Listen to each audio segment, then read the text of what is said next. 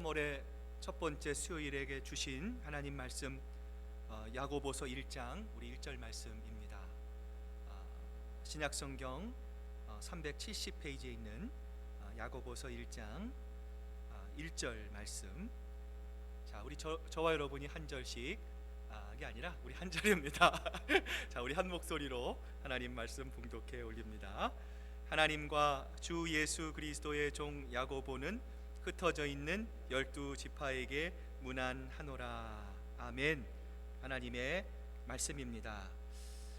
지난주 수요일 야고보의 자기 고백, 그리고 우리 주일 물론 우리 빌립보서를 봤지만 진정한 교제에 이어서 오늘은 야고보서 1장 1절의 말씀을 가지고요, 경건한 삶을 위한 세 가지의 점검이라는 제목으로 하나님의 말씀 나눠보고자 합니다. 제가 왜 마가복음에 이어서 이 야고보서를 강해를 시작했는가, 지난번에 한번 말씀을 드린 적이 있습니다. 저 개인적으로 이 야고보서, 보통 이 야고보서를 이 지푸라기 서신이라고 합니다. 그래서 이 야고보서를 신중하게 여기지 않고요, 대신 이 바울의 서신들을 중심으로 해서 목사님들이 설교를 많이 하십니다. 반면 이 야고보서를 설교를 하거나 또 설교를 할 수 있는 기회가 별로 많지 않았어요. 그래서 특별히 이 야고보서의 그런 모습을 보면서 야고보서를 강해해야겠다라는 생각을 가지게 되었고요. 또 하나의 이유는 현재 한국교회 기독교와 우리 이민교회가 처한 이 현실 때문입니다. 말씀을 많이 듣고 또 오랜 신앙생활을 통해서 은연중에 여러분, 우리의 귀와 우리의 머리는요 아주 많이 커져 있습니다. 반면에 우리가 하나님의 말씀을 듣고 그 들은 말씀을 우리가 잘 새겨서 우리의 삶에 실천하고 적용해서 예수 그리스도의 향기를 우리 주변의 사람들에게, 우리의 이웃들에게 아름답게 뿜어내는 경건의 훈련에는요 우리들이 아직 많이 미흡합니다. 여러분, 최근에 기독교는 1세기 초대교회처럼 핍박도 없습니다. 박해도 없습니다. 어려움도, 우리가 예수 믿는다고 해서요 우리가 이 감옥에 갇히지도 않습니다. 억울한 일도 당하지도 않습니다. 오히려 우리가 사는 이곳 미국에서는 교회를 다니는 것이 이러한 이민자의 삶에 도움이 된다라는 상황 속에서 여러분, 실제로 이민자들 10명 중에 6명이 매주일 이 교회에 출석한다라고 하는 이 통계가 있습니다. 그런데 여러분, 이처럼 많은 사람들이 교회의 문턱을 넘고 또 교회를 다닌다고 하면서도 여러분, 우리의 주변을 한번 보십시오. 이 세상은 조금도 바뀌지 않고 있습니다. 여기저기 우리의 마음을 아프게 하는 일들이 심심치 않게 일어나고 있습니다. 여러분, 정말 심각한 문제는 무엇입니까? 이러한 부정적인 현상이 어느덧 교회 안에까지도, 이 세속적인 문화가 이 신성한 거룩한 하나님의 성전이 이 교회까지도 파고 들어오고 있는 상황이다라는 것이죠. 여러분, 교회의 주인은 누구이십니까? 여러분, 분명하게 예수님이십니다. 저도 아닙니다. 우리 장로님들도 아닙니다. 여러분도 아닙니다. 우리 교회의 주인은 바로 예수 그리스도이십니다. 이 지체인 우리들이 여러분, 누구를 닮아가야 합니까? 예수 그리스도를 닮아가야 합니다. 예수님의 성품을 닮아가야 합니다. 예수님의 그 인품을, 인격을 닮아가야 합니다. 그 예수님을 통해서 이 땅에 빛과 소금의 역할을 감당하며 이 세상을 하나님의 나라로 바꾸어야 할 책임이 여러분, 누구에게 있습니까? 바로 우리들에게 있습니다. 이처럼 막중한 책임과 임무를 맡은 우리들이 여러분, 지금 어떻게 하고 있습니까? 세상에서 무너져 내리고 있습니다. 더 이상 아무런 영향력도 미치지 못하고 있습니다. 이런 우리들을 향해 세상은요 서슴없이 돌팔매질하고 있습니다. 여러분, TV만 틀면요 교회에 대한 부정적인 기사가 얼마나 많이 나오는지 모르겠어요. 이러한 세상을 보면서 이런 생각을 해봤어요. 세상이 교회를 비판하는 이유는 교회 우리에게 무엇이 바른 교리인가라는 것을 물어보는 것이 아니라 너희가 정말 그리스도인이라면, 예수님의 말씀을 듣고 있는 사람이라면 정말 예수님의 말씀답게 그리스도인답게 살아라 요구하고 있는 것은 아닌가, 이러한 생각을 한번 해보게 되었어요.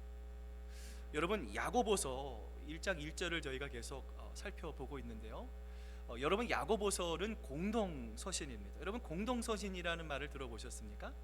여러분, 공동서신이 어떤 말이죠? 여러분, 보통 바울이 로마에 편지를 썼을 때 그 편지는 제목이 뭐가 되죠? 로마서가 됩니다. 자, 고린도 교회에 있는 교인들을 위해서 쓴 책이 어떤 성경책입니까? 고린도 전후서입니다. 자, 그런데요, 여러분, 이 공동서신이라고 하는 것은요, 편지를 받는 특정한 성도, 교회의 성도들이 아니라는 거예요. 다시 말하면 어떤 교회를 겨냥해서, 특정한 교회를 겨냥해서 쓴 책이 아니라는 것입니다. 자, 그것이 바로 공동서신입니다. 자, 여러분, 공동서신이 여러분 성경에 보면 뭐가 있습니까? 야고보서를 포함해서 베드로 전후서가 있죠. 그 다음에 사도 요한이 쓴 요한 1서, 요한 2서, 요한 3서가 있죠. 그리고 마지막에 우리가 잘 읽지 않는 유다서, 굉장히 짧은 거의 한 장으로 되어 있는 유다서가 되어 있습니다. 자, 야고보서부터 시작해서 이러한 베드로전후서, 요한 1, 2, 3서, 유다서와 같은 책들은요, 자, 특정한 교회를 위해서 기록한 편지가 아닙니다. 자, 그래서 여러분, 이 쓴 사람의 이름으로 불리는 책들을 통틀어서 우리는 무엇이라고 부릅니까? 공동서신이라고 부르는 것이죠. 여러분, 이처럼 바울 서신들과는 달리 야고보서는요, 당시 교회들이 가지고 있는 일반적인 그 상황을 배경으로 이 성경 안에 기록이 되고 있습니다. 따라서 오늘 한국의 교회들, 또 이민교회들이 가지고 있는 문제점들을 이 야고보서를 통해서, 또 이 공동의 서신서를 통해서 발견할 수 있는 영적인 이 반면교사라고 생각을 했어요.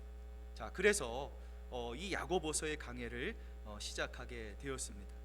자, 우리 지난주 살펴본 대로 야고보서의 저자는 여러분 누구입니까? 야고보이죠. 야고보임이 틀림이 없습니다. 자, 이를 뒷받침할 수 있는 몇 가지 증거 중에 하나가, 여러분, 야고보서를 한번 우리가 수요일마다 강해를 하지만 여러분 한번 야고보서를 한번 쭉 처음부터 5장밖에 되지 않습니다. 여러분 30분이면 한 1시간도 안 돼요. 조금만 여러분 시간을 투자하시면 야고보서 전체를 이렇게 쭉 읽어보실 수 있습니다.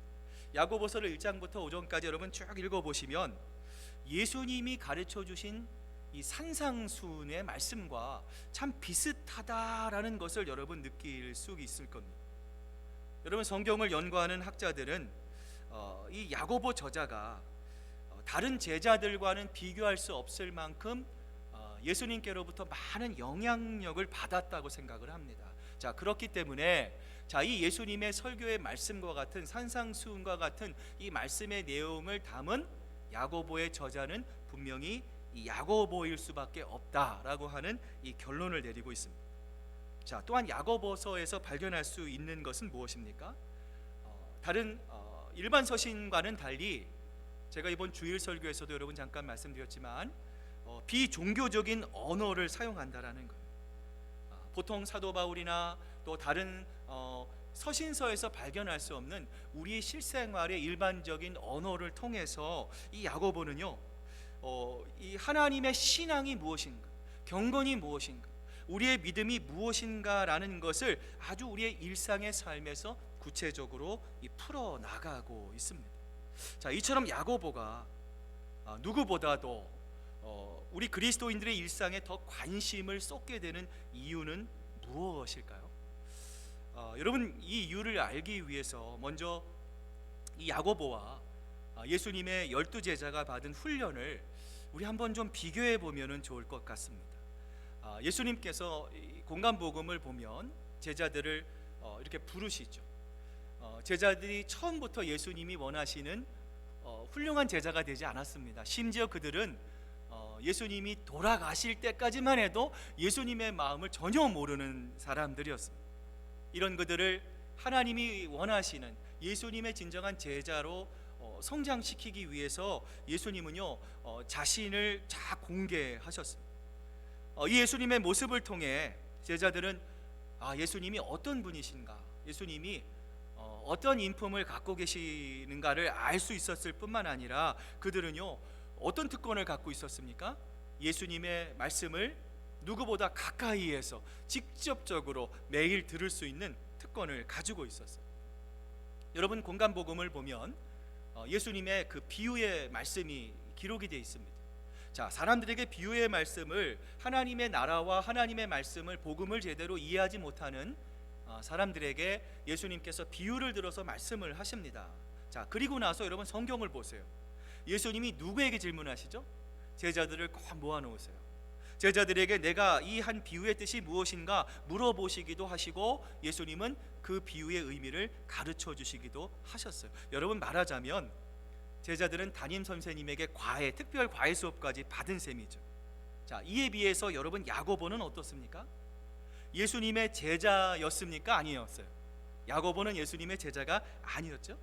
자, 예수님의 제자가 아니기에 예수님을 다른 사도들처럼 3년 동안 매일 다니며 생활하지 못했습니다. 자, 그런데 그럼에도 불구하고 여러분 야고보는요 그 어떤 제자들도 가지지 못했던 한 가지 분명한 특권을 가지고 있었어요. 자, 여러분 그 특권이 무엇이라고 생각하십니까? 자, 그것은 바로 그가 예수님의 친동생으로 거의 예수님과 함께 30여 년 동안 예수님을 어떻게 해요? 가장 가까운 거리에서 야고보는 지켜볼 수 있는 특권과 기회를 가질 수 있었다라는 거예요. 자, 그런데 여러분 문제는 뭐였습니까? 그가 비록 30년 동안 예수님과 함께 있었지만 예수님이 공사역을 하고 제자들을 훈련시키는 동안 야고보는 예수님을 어떻게 했어요? 구주와 주님으로 영접하지 못했습니다. 예수님을 그저 형님으로만 대했다라는 것이죠. 착하고 성실한 형님이 어느 날 느닷없이 귀신을 쫓는다라고 하니까 이 야고보가 걱정이 됩니다. 형이 좀 이상해진 거 아니야?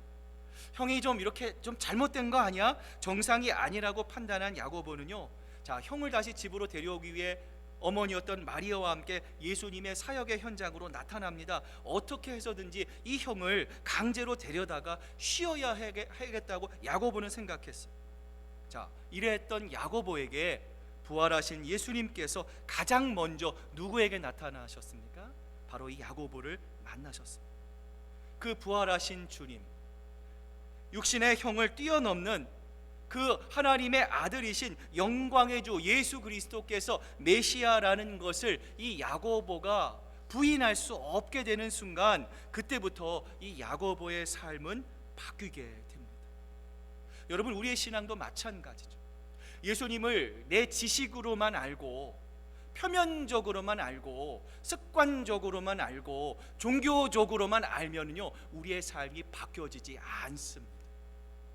그러나 예수님이 나의 구주가 되시는구나, 내 주님이 되시는구나. 우리가 사순절을 통과하지만 예수님이 왜 나를 위해서 고난을 받아야 하는가? 그 하나님의 위대하신 분이 왜 벌레와 같은, 이 먼지와 같은, 예수님과 아무런 상관이 없는 이 나 한 사람을 위해서 그 엄청난 십자가의 길을 걸어가셨는가를 우리가 안다면, 그 예수님을 내 마음속에 개인의 구세주로 영접한다면 우리의 삶은 어떻습니까? 바뀌어질 수밖에 없다라는 거죠.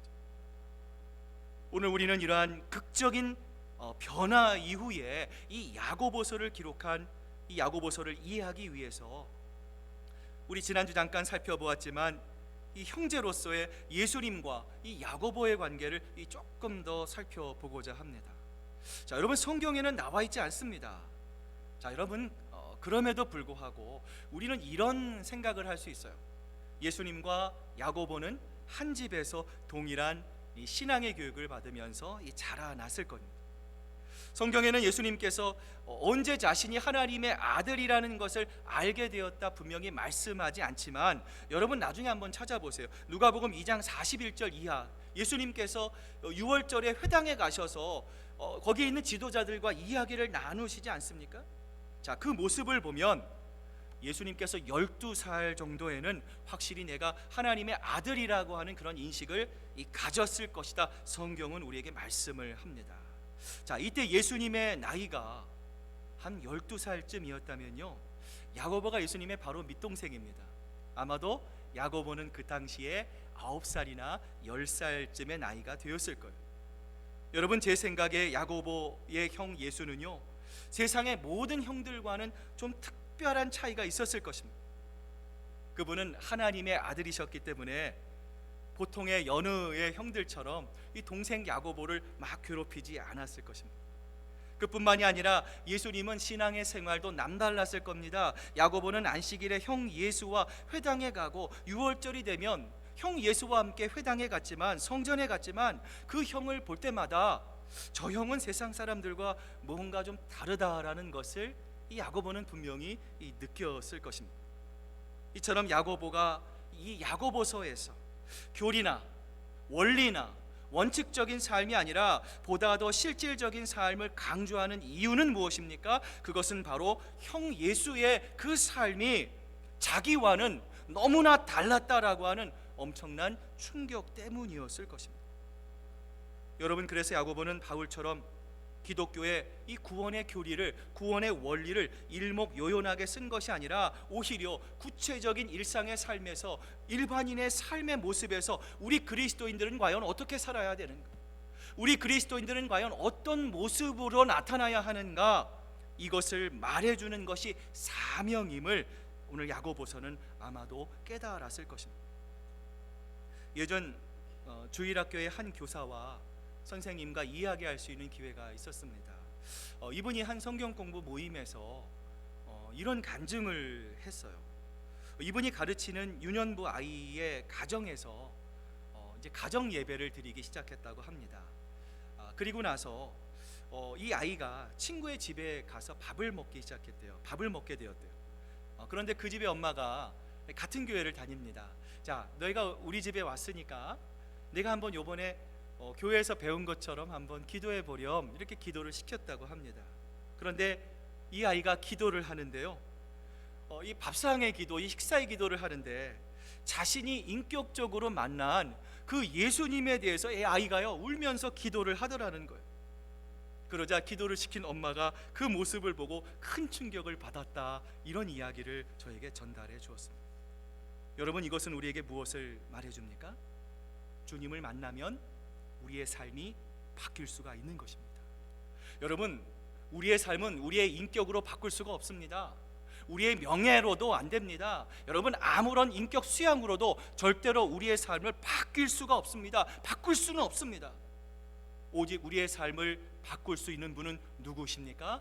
예수 그리스도입니다. 주님을 만나야 합니다. 여러분, 이 주님을 통해서만 우리의 삶의 증거가 되는 것이죠. 매 주일마다, 수요일마다, 토요일마다 듣는 그 하나님의 말씀이 우리의 마음속에 새겨지고 우리의 마음속에만 가둬지는 것이 아니라 그것이 여러분의 일상의 삶을 통해서, 여러분의 삶의 모습을 통해서 여러분을 바라보는 사람들에게 아름답게 증거될 수 있어야 하는 것이죠. 여러분, 또한 야고보는 형 예수가 이 사람들을 대하는 모습을 보며 놀랐을 것입니다. 가난하다고 무시하지 않고 잘 산다고 해서 우대하지 않는 것을 야고보는요 가장 가까운 거리에서 이 예수님을 지켜보았을 것입니다. 두 형제 모두 이 마리아 이 밑에서 이 자라났을 것입니다. 또한 그럼에도 불구하고 이 야고보의 눈에는요 언제나 어머님의 말씀에 이 순종하는 이 형의 모습을 경외하는 모습으로 바라보았을 것입니다. 자신은 기분이 좋을 때만 순종하고 기분이 별로일 때는 내 마음대로 내 뜻대로 하는 식이었지만 언제나 어머니 마리아의 말에 한마디 대꾸도 없이 순종하는 형을 바라보면서 이 야고보는요 성경에 기록되어 있지 않지만 정말 형은 다르구나, 형은 뭔가 좀 특별한 것이 있구나, 이렇게 생각했을 것입니다. 또한 야고보는 형이 거짓말하는 모습을 한 번도 본 적이 없을 뿐만 아니라 형이라고 해서 자신을 폭력으로 굴복시키고 지배하려고 한 적이 없음을 야고보는 분명히 기억할 수 있었을 것입니다. 이런 예수님의 인생관을 배우면서 잘할 수 있었던 야고보는 분명히 이 다른 제자들이 가질 수 없는 커다란 특권을 가질 수 있었어요. 여러분, 그래서 야고보서를 보면은요, 그는 다른 사도들보다 경건의 이 생활에 대해서 큰 관심을 가지고 있습니다. 더 나아가 하나님을 기쁘시게 하는 진정한 경건이 무엇인지를 야고보서는요, 교회를 통해서 오늘 이 말씀을 듣고 있는 우리들에게 말해주고 싶은 거예요. 여러분, 그래서 야고보서 1장 27절을 보면 이렇게 말씀합니다. 하나님 앞에서 정결하고 더러움이 없는 경건은 곧 고아와 과부를 그 환난 중에 돌아보고 또 자기를 지켜 세속에 물들지 아니하는 이것이라. 자, 오늘 야고보는 하나님이 기뻐하시는 신앙생활을 뭐라고 말하고 있습니까? 첫 번째가 무엇입니까?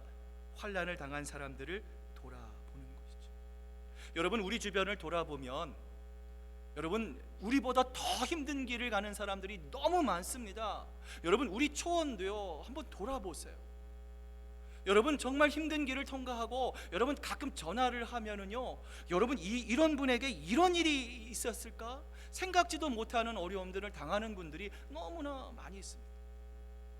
여러분, 우리 주변에 우리보다 연약한 분들, 물론 내가 살아가기 바쁘지만 여러분, 우리 주변에 우리 이웃들, 우리 초원의 식구들, 현재 교회 나오지 못하는 분들 우리가 위로하고 돌아보아야 합니다. 또한 하나님이 기뻐하시는 신앙생활은 무엇입니까? 자신을 세상의 풍조에서 지켜내는 것입니다. 이렇듯 예수님을 만난 야고보는 자기의 입술로만 예수님을 사랑합니다, 하나님을 사랑하는 그러한 신앙인이 되는 것이 아니라 우리가 정말 예수님을 사랑한다면 어떻게 해야 돼요? 하나님을 사랑하는 것, 그 고백하는 사랑이 우리의 삶을 통해서 아름답게 구체적으로 나타낼 수 있어야 한다라고 생각한 거죠. 여러분, 그래서 진리를 이론적으로만, 머리로만, 관념적으로만 접근하려는 사람들에게 그것이 잘못된 경향임을 바로 잡아주고 싶은 그러한 사람이 야고보는 되고 싶었던 것이죠. 사랑하는 시애틀 큰사랑교회 성도 여러분, 경건한 예수님의 삶이 경건한 이 야고보의 삶을 준비시켰던 것처럼 여러분, 우리도 만약 하나님을 참으로 안다면 우리는 어떻게 해야 됩니까? 적어도 우리와 가까이 있는 사람들에게 예수 그리스도의 경건의 영향력을 미치며 살아갈 수 있어야 합니다. 아내는 남편에게, 남편은 아내에게 거룩한 영향력을 미치고 마침내 이 경건의 영향력이 우리가 직면하고 있는 이 코로나 바이러스보다 더 강력하게 우리의 가정과 우리의 직장과 우리의 온 교회 안에 채워져야 합니다. 여러분, 이처럼 우리가 가진 믿음과 신앙, 경건은요, 우리 가까운 사람들에게 영향력을 미칠 수밖에 없습니다.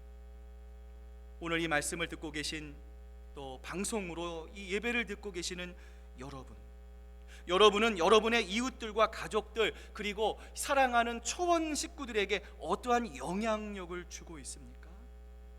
나아가 오늘 여러분이 여기 올 수 있을 때까지 누가 여러분에게 가장 큰 영향력을 미칠 수 있었는가, 여러분 생각해 보시면 이제는 여러분이 그분들과 같이 예수 그리스도, 여러분이 알고 있는 복음의 소중한 귀한 영적인 영향력을 여러분의 주변에 있는 여러분의 귀한 분들에게 기쁘게 아름답게 나누어 줄 수 있는 여러분 모두가 되실 수 있기를 바랍니다. 자, 이처럼 이 야고보서는 경건의 삶을 강조합니다. 자, 우리가 어떻게 하나님이 기뻐하시는, 또 하나님이 원하시는 경건한 삶을 살아갈 수 있을까요? 오늘 이 세 가지의 우리의 삶의 모습을 한번 점검해 보려고 하는데요.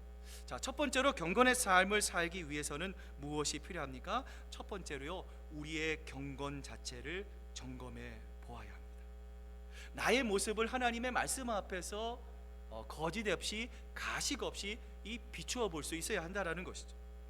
자, 여러분, 우리의 신앙은요, 교회 안에서뿐만 아니라 어디를 통해서도 확인되어야 합니까? 우리의 삶을 통해서도 확인되어야 합니다.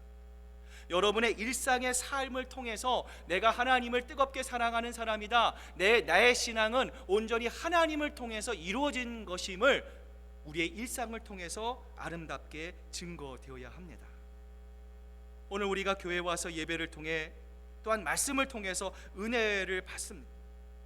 우리 마음속에 하나님이 주시는 세상이 줄 수 없는 기쁨으로 내 마음이 가득 채워지게 됩니다. 여러분, 그렇다면 그 기쁨과 그 감격과 그 감동을 우리의 마음속에만 머물도록 내버려 두는 것이 아니라 어떻게 하라는 거예요? 우리의 일상의 삶을 통해서 그 기쁨이, 그 감동이, 그 예수 그리스도의 생명력이 나타날 수 있게 해야 한다라는 것이죠. 여러분, 만약에 누가 여러분에게 좋지 않은 말을 하거나 또한 여러분의 이 자존심에 이 상처를 주는 이 그런 일들을 하게 되면 여러분 어떻습니까? 너무 속상하죠. 너무 답답하기도 하고 또 억울해하면서 내 잃어버린 명예를 회복하기 위해 내가 할 수 있는 방법들을 다 동원합니다. 그런데 여러분, 우리 주변에 우리가 생각할 수 없을 정도로 이 세상의 창조주이시고 구원자이신 거룩하신 하나님의 이름이 모욕당할 때가 너무나 많이 있어요.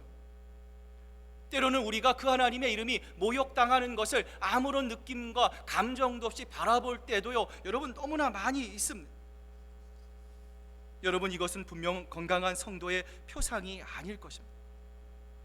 하나님을 인격적으로 만난 사람만이 여러분 새로운 삶을 살아갈 수 있습니다.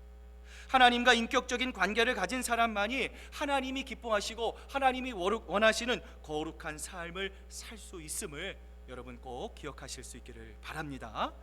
자, 두 번째로 경건한 삶을 살 수 있는 두 번째 방법은 무엇입니까? 하나님과 더불어 1차적인 경험을 내가 나누고 있는지를 살펴보아야 합니다. 여러분, 이것이 가능해야 내 있는 삶을 하나님께 드릴 수 있습니다. 우리 주변에 내 형제 자매들과 진정한 교제를 나눌 수 있기 때문입니다. 여러분, 우리가 신앙생활을 하다가 원하든 원치 않든 우리가 무엇을 경험합니까? 이 시험이라고 하는 것을 경험합니다. 여러분이 시험 받았는지 시험 안 받으셨는지는 저는 잘 알아요. 영적으로 또 목회자로서 여러분의 마음을 압니다. 그래서 기도합니다. 제가 할 수 없는 부분들이 있기 때문에. 여러분, 우리가 시험 받을 때 가장 힘든 것이 있다면 무엇입니까? 누군가 나의 약점을 건드릴 때, 인간관계로 오는 그런 시험들이 굉장히 많이 있습니다. 여러분, 이때에 우리가 시험에 들 때에 우리의 마음이 연약해질 때에 하나님과 더불어 인격적인 경험을 나누고 있는 사람은 이 시험의 때에 어떻게 반응할까요? 힘들고 어렵지만 누가 나의 약점을 찌른다고 해서 내가 참 어려운 과정을 통과한다고 해서 그것을 과민하게 반응하지 않습니다. 오히려 자신의 연약한 부분을 인정합니다. 여러분, 그래서요, 이렇게 고백할 수 있어요. 아, 그렇습니까? 집사님도 그렇게 보셨습니까? 사실은 저도 그 점 때문에 참 많이 괴롭습니다. 제가 이 약점을, 제가 이 연약함을 극복하고 이겨나갈 수 있도록 저를 위해 기도해 주세요. 저도 하나님을 위해서 기도하겠습니다. 여러분, 참 힘들지만 이렇게 말할 수 있다라는 거예요. 여러분, 그런데 만약에 이런 부분에 있어서 내가 통제가 되지 않아요, 더 깊은 시험의 나락 속에 내가 빠져든다라고 생각이 되면 여러분, 이때 우리가 무엇을 조심해야 합니까? 내가 영적으로 깊이 침체되었을 가능성이 매우 높다라는 거예요. 여러분, 이 침체로부터 빠져나오기 위해서는 무엇이 필요합니까? 예배의 자리로 나오셔야 합니다. 예배에 관심을 기울여야 합니다. 살아계신 하나님을 인격적으로 만나셔야 합니다. 내 삶을 하나님께 드림을 통해서 내 힘이 아니라, 내 능력이 아니라, 내가 관리자의 관점이 아니라 하나님의 마음으로 사람을 바라보고 하나님의 그 심장으로 우리가 말하고 행동함을 통하여 모든 것을 합력하여 선을 이루시는 그 하나님의 경륜과 뜻 가운데 우리가 기쁘게 사용되어질 수 있어야 한다라는 거예요. 여러분, 이처럼 경건의 훈련이 그렇게 쉬운 것이 아닙니다. 여러분, 그래서 우리는 끊임없이 하나님의 말씀을 묵상해야 합니다. 끊임없이 하나님의 말씀과 가까이 와야 합니다. 여러분, 내가 직분이 높다 한다 해서 내가 여러분 사탄이 우리를 건드리지 않는 것이 아닙니다. 오히려 우리가 교회에서 더 중요한 사람일수록 저 같은 목회자를요, 사탄은 쓰러뜨리기 위해 지금도 우는 사자와 같이 돌아다니고 있어요. 여러분, 그러기에 부족한 저를 위해서, 우리 장로님들을 위해서, 일꾼들을 위해서 여러분 끊임없이 기도해 주셔야 합니다. 우리가 흔들리지 않고 시험에 빠지지 않고 우리가 한 마음이 돼서 한 목표를 가지고 하나님이 기뻐하시는 그 길을 향해 함께 걸어갈 수 있도록 계속해서 여러분들이 기도해 주셔야 합니다. 여러분, 이처럼 경건의 훈련이 되어 있지 않으면 우리의 교제는 피상적인 교제만 됩니다. 뭔가 기쁘게 웃고 있는데 마음 한편이 허전한 거예요. 진정한 기쁨이 없습니다. 서로 피곤해집니다. 여러분, 많은 만남이 있어도 힘이 빠질 때가 너무나 많이 있습니다. 결정적인 건 뭐예요? 좋을 때가 아니라 힘든 일을 통과해 보면 그것이 진정한 교제가 아니었다라는 것을 우리는 너무나 쉽게 발견할 수 있게 됩니다. 여러분, 그래서 저는 목회자로서 소망이 있습니다. 우리 큰사랑교회 성도들이 좀 더 이 예배에 참석하고 또 성경 공부에 기쁨으로 동참해서 모든 우리 성도님들이 예수님을 인격적으로 경험하고 이 예수님이 주시는 은혜를 우리 가족들과 또 우리 초원 식구들과 함께 나누며 이것을 통해 그리스도의 말씀이 너희 속에 풍성히 거하여라고 하는 이 골로새서 3장 16절의 말씀처럼 예수 그리스도를 사이에 둔 우리 큰사랑교회 성도들의 아름다운 그 교제를 통해 주님의 풍성한 은혜가 각 초원마다, 여러분 가정마다, 우리 교회 구성구성마다 아름답게 충만할 수 있기를 소망합니다. 경건한 신앙을 위해 마지막으로 우리가 점검해야 될 것은 무엇입니까?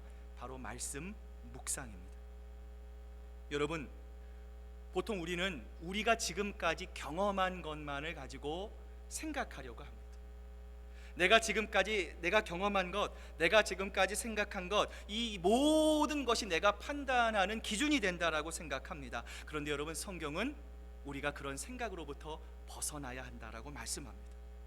항상 기뻐할 수 있는 그리스도인의 삶이 있습니다. 항상 쉬지 않고 기도할 수 있습니다. 범사에 감사할 수 있는 하나님만이 우리에게 주시는 그리스도인의 감당할 수 없는 기쁨의 영역이 있다라는 거예요.